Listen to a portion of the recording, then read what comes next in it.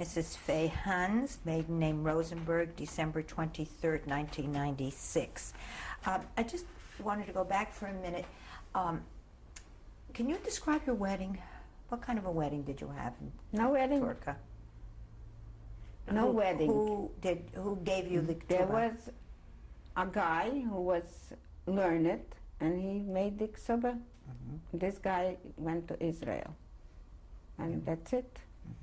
Did you wear a wedding I dress? didn't of have any a sort? ring even. I didn't have a plain dress, nothing. Who was Oh. there? Who was there? 10 people. You had a minion. Yeah. Were your sisters there? Yeah.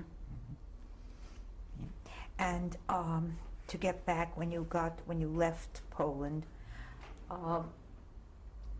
who was with you when you went to Gliwice, other than your husband? Were you a group, or were you? A lot of people were there, and my sister also. Only Blima wasn't there. Blima was still in Turkey. But Not Elke in Turkey, so was with you. Elke was there with. Elke was there. A lot of people were there, each one different places immigrating. Some of them went to Canada, some of them to Israel. When you were in Fehrenwald, your children were born there. Yes. And where did you live in Fehrenwald? There was, how shall I say, I don't know what it's called. It's called Kaserne. Do you know what Kaserne is? The army stays there. Barracks. Yeah. So this was the German army there. So then all the refugees were there. You were put in German barracks. Right.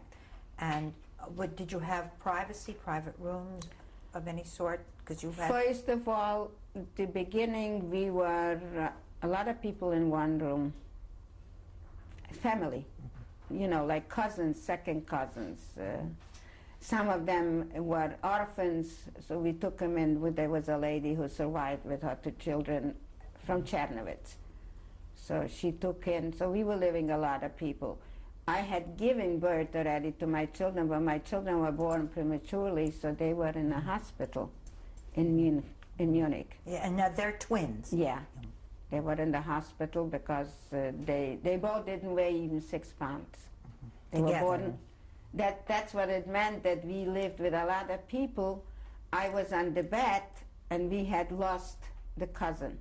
She died on the surgery. A German doctor. Which cousin? A cousin. Yeah, my husband's cousin's wife died on the surgery. We went in the evening. I was pregnant, and we begged her not to go for surgery. She'll go to the United States. So she'll have surgery in the United States. She says, no, in the United States you have to work, and I want to be healthy to be able to work. And she went for surgery, and we all went home. What kind of surgery? She had something on her ovaries. They put her to sleep, she never woke up. And we were in the morning, you know, her 2 daughters and friends came over, and everybody is laughing, nothing saying. And somebody comes up and said, you laughing? Your mother is dead. I gave birth 2 days later with my twins. She died Wednesday, Friday night I gave birth to my twins. One is named after her. But they were premature in the 7th month. I was lying in bed, and 2 single girls sat on the bed. They came in to say Kaddish, so the girls had to be away. They sat on the bed, and the bed broke, and I fell down, and that was it. That's when you went into... Yeah, I bench left, and I went to my sister in the other block, and I said to her, Elke, come with me in the hospital. I came to the hospital. There was a guard in the hospital. He's here. Whenever he sees me, he's laughing. He didn't want to let us in. And my sister said to him, are you blind? She is pregnant. I didn't wear even a maternity dress yet in the 7th month because they were very little. When he found out they gave birth to twins, he was ashamed to look at me. Till now, he's still kibitzing me. When he sees me, he lives on Grand Street. And I said, you're the one who didn't want to let me in the hospital. That's why I didn't have any more.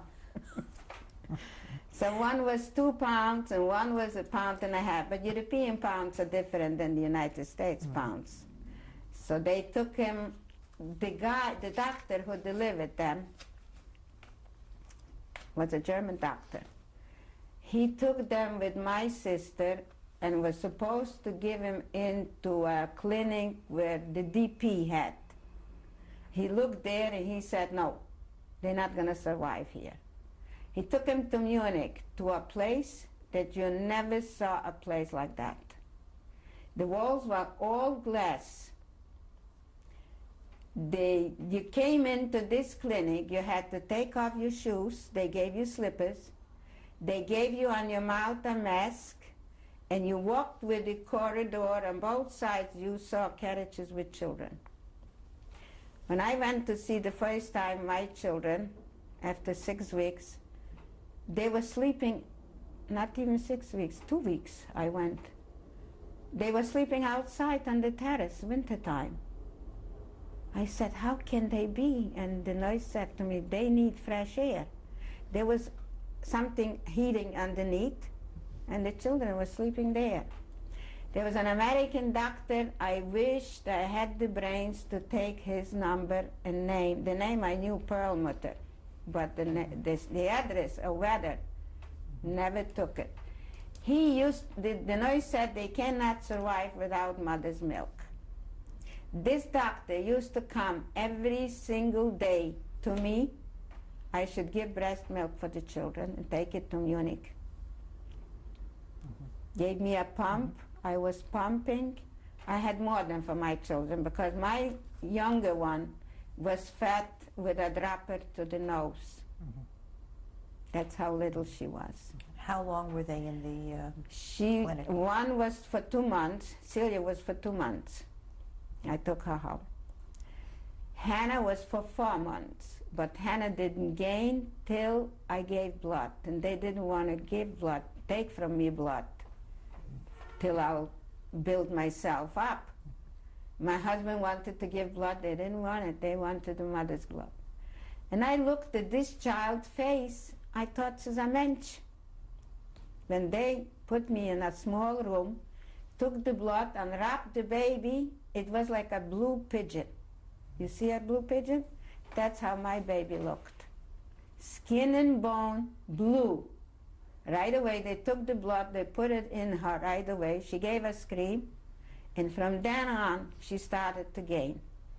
Once she started to gain, they started to give her a little food through her mouth and the breast milk. And after 4 months, I took her home. She was long, skinny, big blue eyes. There was a lady who survived with a little girl.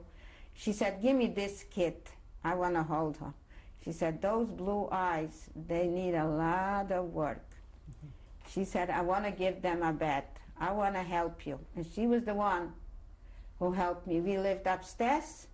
The bathroom was a lot of sinks downstairs.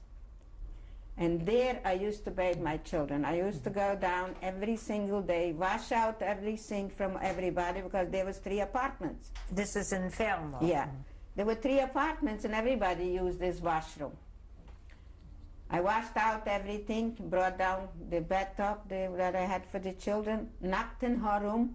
She came out, she helped me bathe the children, bring them up, put lotion on them, and she was the one who helped me. Did your husband work in Fernwald? Yes. He worked in the kitchen. And how was life in Fernwald? Were people friendly, helpful to each other? Everybody survived. Yeah. And how did you get to the United States? My cousin sent us paper. And how long did that take? It didn't take too long. It took about, when he sent it already, it was already going very fast. I mean, we were 2 weeks in Gleiwitz, then we were a week in Bremen. And then we came You went back to Gleiwitz. Yeah. Who met you here? Who met me here? The same cousin who sent out the papers. We went right to her. We came here Erev Shavuos. We were in her house. We had dinner there. And I could tell you, the dinner today, it doesn't taste so good as it tasted then. Forget it. And they make the chicken soup with the noodles. His aunt was still alive. And I'll tell you that his aunt, that was the mother's sister, had a blood clot Pesach time. And they took her to Beth Israel Hospital, and you know what she said to the doctor? Doctor, save me just life that I should see my nephew and the children. She recovered. She came home. When we came, she was home.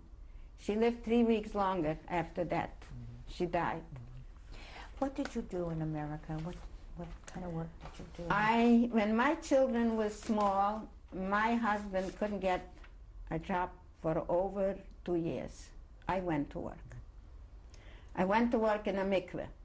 You know what a mikveh is? A ritual bath, yeah. What did you do in a mikveh? I did whatever it helped to do. You were the mikveh lady? Yes, I was a mikveh lady, right. For 3 years. Then my husband got a job in a shoe factory. And I still worked in the mikveh. Where were you living? On Columbia Street. In this area? Yeah. And what was the name of the mikveh? Which mikveh was on it? East Broadway. It was the only mikveh there on East Broadway. And they loved me, the ladies. And then when my husband got a job, a different one, he went to work on the inserting machines and advertising. I quit there. My children started going to school, and I went to the factory.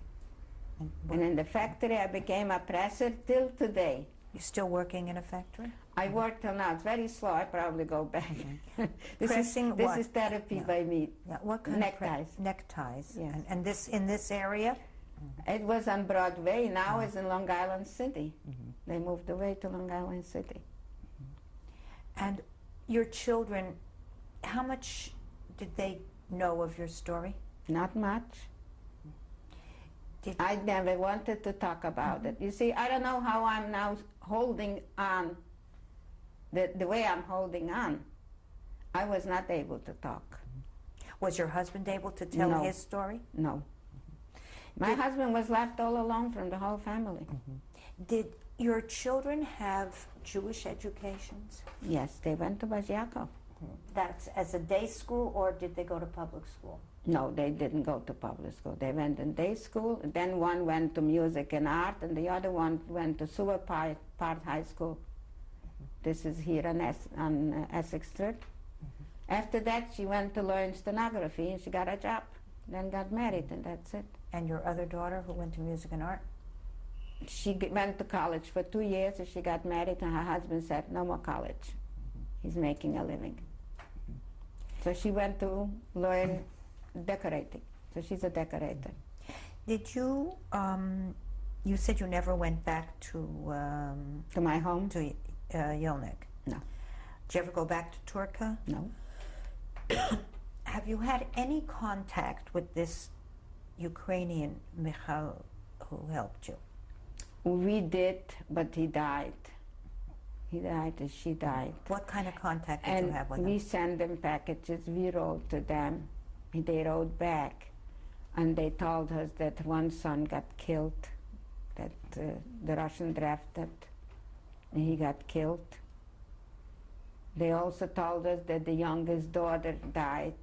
We don't know on what. So from all 17 children, when he wrote us the last letter before he died, he had left 3 children, a son and 2 daughters. And do you have contact with them? With the children, no. No. Do you have contact with any of the people that were hiding in the woods with you, in the trenches, in the ditches? Yes, we do. My accountant is still what he is. He was with us. Who else? This is it. How were you treated here by your American relatives and people you met here? No problem. Treated nicely? Yeah, no problem. I have no complaints. Why do you think you survived in the woods? I don't know. I just say it's a miracle. I don't know. I question myself. It's a miracle. I mean, there were so many times that they would be able to catch me. And here is one that I had my Jewish stars, 2 of them, not only one, in my pocket. If they would have searched me, They got me. Also, when they came when we were in our own house, they came into the house, they couldn't get us.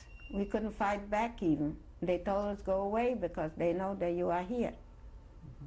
They told us to go. So that was a miracle. I consider this as a miracle. Why are you telling your story now? That people should know what had happened. While those people who survived are able to tell from the pain that they went through, from losing the siblings, the parents ahead of time. It's a very painful thing. People lose a child. They can never forget. I can never forget. Why now? Why didn't you do it before? I couldn't talk about it. And now? I talk. It's painful, but I talk. I have plenty sleepless nights. Plenty. You dream a lot about? I do not, but I think about it. When I go into this thought, forget it. I cannot fall asleep no more. And I take volumes to calm me down. Is there something else you would like to tell us about your story before we have your daughter come in and show some of the pictures? I could tell you that my father's sister was hiding in the woods with 3 children. They found her. You know, they shot the children in front of her. Then they put the horses, one horse to one arm and the other horse to the other arm. They hid the horses, they tore her apart. If somebody could believe this, it's hard to believe. Why couldn't they shot her together with the children? Why did they do this? Who's this, your sister-in-law? My aunt. Your aunt? That was my aunt, yeah, my father's sister. And who saw it? Christian people saw it, that's what they told us. And her son was hiding, he almost reached, and somebody discovered him and they shot him. And you know what, they had papers to go to the United States, they had a very big family here, her husband had a very big family here. They had papers to go, and between a baby was born, and this baby didn't have papers until they sent the papers. The Germans didn't let out. This is also luck, yeah?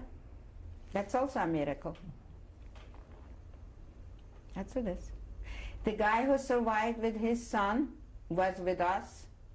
We begged him not to go home where he was living. He said he's going because he has been a Christian suits put away. He wants to dress his son, he wants to dress himself. He went, and you know what they did to him? They killed him with the son after everything. After the war? Yes. After surviving 2 years by potatoes only, he got killed. And that's also painful.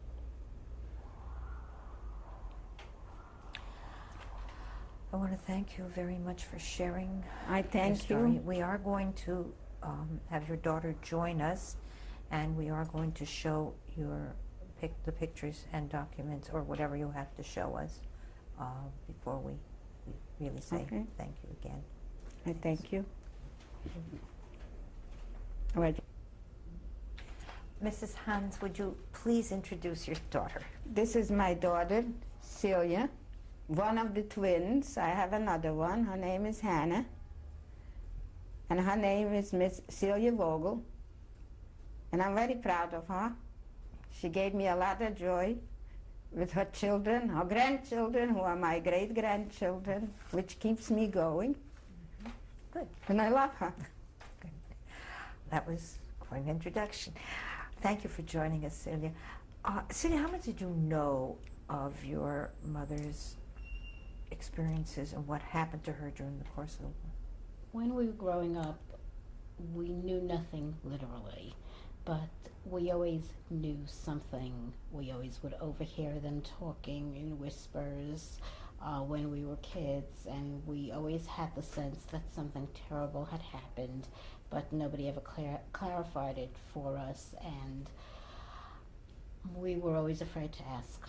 We knew it was so horrible that we didn't want to wake up old memories.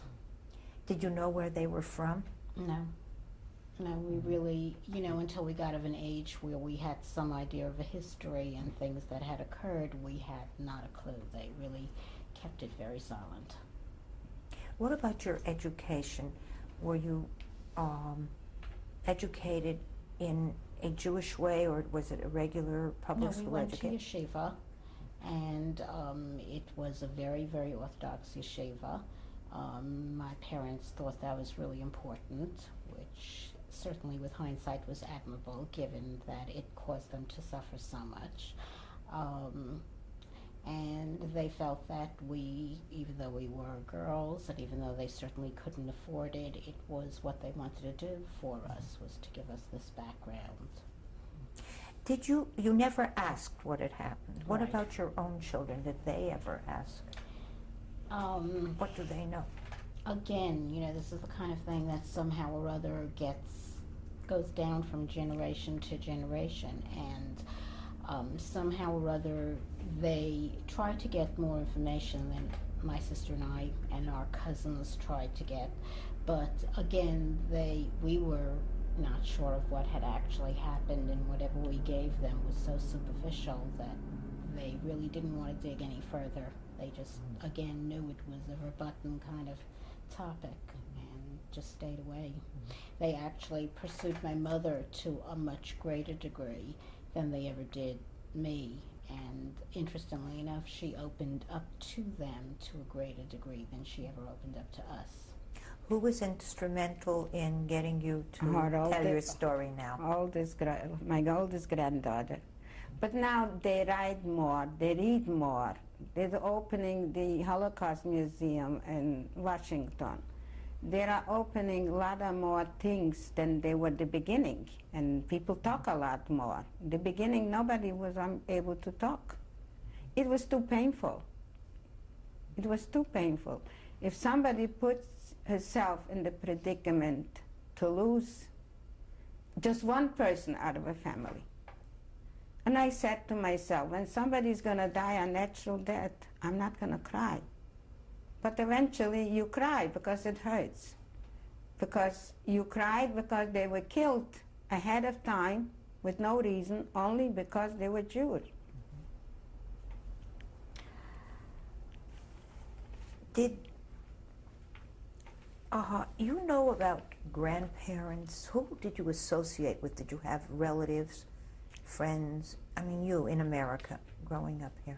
We were a really close-knit family. My cousins and I are all the same age. We kind of, it's almost like, again, some of this is with hindsight. My mother took a responsibility for her siblings, being that she was the oldest, and in turn their children. And so everybody was kind of cared for together, and we grew up together, our cousins. We always did feel deprived in not even having a photograph of our grandparents, who we were named for or who we might look like. There was always, and I've discussed it with my cousins as well, certainly now that we're all older and have our own children and in turn grandchildren, there is a sense of a deprivation somewhere or other, not to even have a photograph. Forget about heirlooms. I mean, that's nonsense. But a photograph or any kind of meaningful relationship that you can track and say, this is whose eyes I have, or this is, my hair is like my grandmother's hair. I mean, it's incredible. And when I see the way my grandchildren and my children interact with my mother, I can just imagine how she must have felt being deprived of that. My younger daughter, she always asked me, how come I don't have a grandparent? Always. Her sister always asked me. Well, I want to thank you for joining us, and certainly thank you again I for thank you. sharing your story, your history. And we are going to show the photographs that you have here.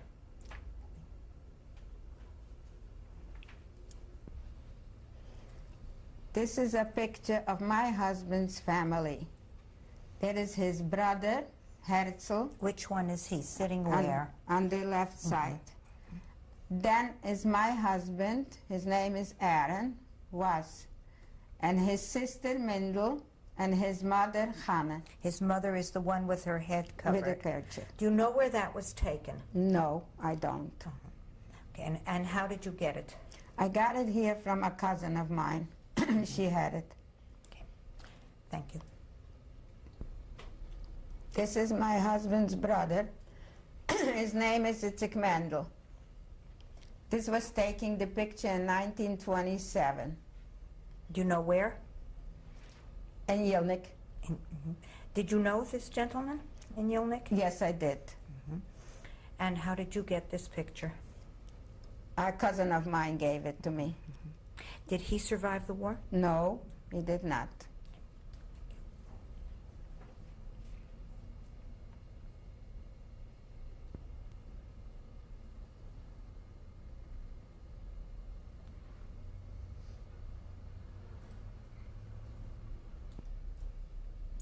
This is my husband, Aaron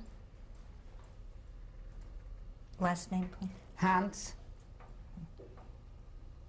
Where was that taken, do you know? I don't know where it was taken, but he passed away 13 years ago here in the United States. Have you any idea how old he was there? Is this after the war or before the war? No, that was before the war. This is not after the war. And how did you get the picture? Also from the cousin. Thank you. This picture is from my mother's side. There is my mother with two babies.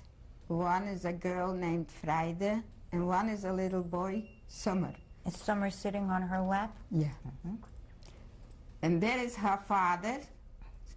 Meyer Steinberg was his name. There's a sister, which I don't know the name, which one. And a brother, his name was Beryl, and the sister, his wife, I don't know the name. Beryl is standing all the way on Right. the left. Right. Do you have any idea where this was taken or when? No. No. And how, Well, it must have been taken in about 1912 or 1914, something like this.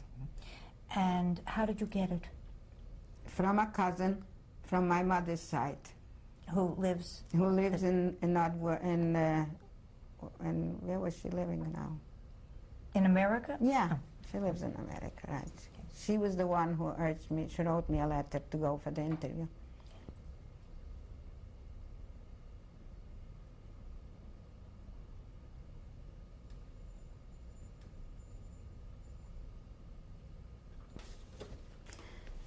These two gentlemen who are sitting on the chairs is my grandfather's brothers. One is named Mordche and one is named Yisroel. Which is which?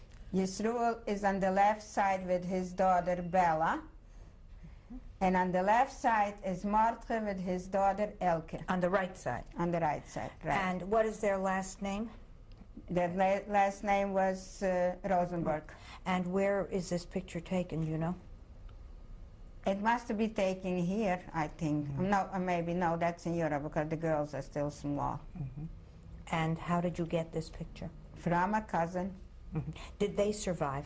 No, but they died here. They died here, but they Right. survived the war. Right, they survived the war, right. Thank you.